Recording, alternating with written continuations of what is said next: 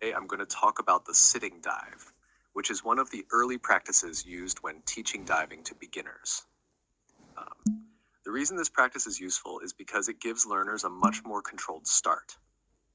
Instead of asking them to dive from a standing position straight away, the sitting dive allows them to focus on the basic actions first. It helps them understand body position, balance, confidence, and safe entry into the water. For beginners, this is very important because diving is not just about going into the water head first. It is about learning how to control the whole body before, during, and after entry. The sitting dive is often taught as a foundation skill. It breaks the action down into simple stages so that the learner can build confidence step by step. This is especially helpful for children or nervous swimmers because they may feel more secure starting from a seated position rather than standing at the edge. However, this practice also depends on the pool setting. It works better when there is a suitable place for the learner to position their feet, such as a step or support near the edge. In a pool with a flat deck, this can be more difficult because the learner may not be able to create the same starting position, and the movement into the water may become flatter. So, as teachers, we have to think carefully about the environment before using this practice. Now I'll explain the key points of the sitting dive. To begin with, the learner needs a stable starting position. Their feet should be set securely so they can control the movement from the very beginning. If the base is unstable, the rest of the dive is likely to go wrong. A good start gives the learner confidence and helps them stay balanced. Next, the arms and hands should be placed into a long, narrow shape.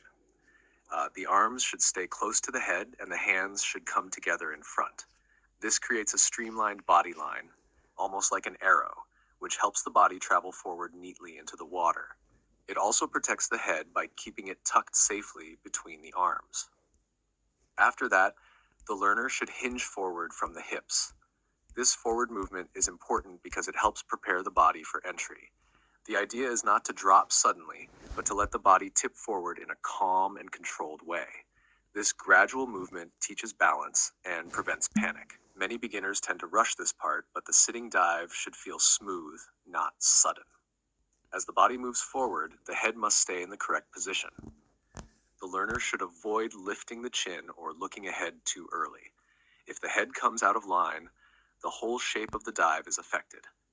Keeping the head in line with the arms helps the body stay long and controlled.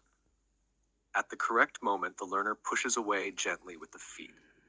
This push gives the dive its forward motion.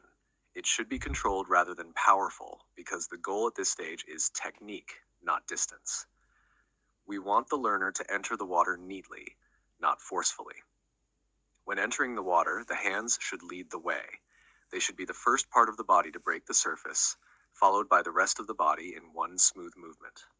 The entry should be fairly shallow, not too steep, because this is safer and more suitable for an introductory practice. A clean entry shows that the learner has maintained a good body shape from start to finish. The skill does not end once the body goes underwater. After entry, the learner should continue to stay stretched out and controlled. As they move underwater, they can then lift slightly and travel back towards the surface. Ideally, the body remains extended so that the movement looks smooth and connected, rather than broken or rushed. From a teaching point of view, the sitting dive is valuable because it develops several things at the same time. It improves confidence, teaches body alignment, and introduces the idea of safe head-first entry. It also gives the teacher a chance to observe whether the learner is ready to move on to more advanced diving practices. Safety is also a major reason why this practice matters. A learner should only progress when they are comfortable and competent at this stage. If they are pushed ahead too quickly, they may lose confidence or even put themselves at risk. So the teacher must be patient and make sure each part is understood before moving to the next level. In conclusion, the sitting dive is a very useful beginner activity because it teaches the basic structure of diving in a simple and controlled way. It allows learners to focus on balance, body shape, safe entry, and underwater control.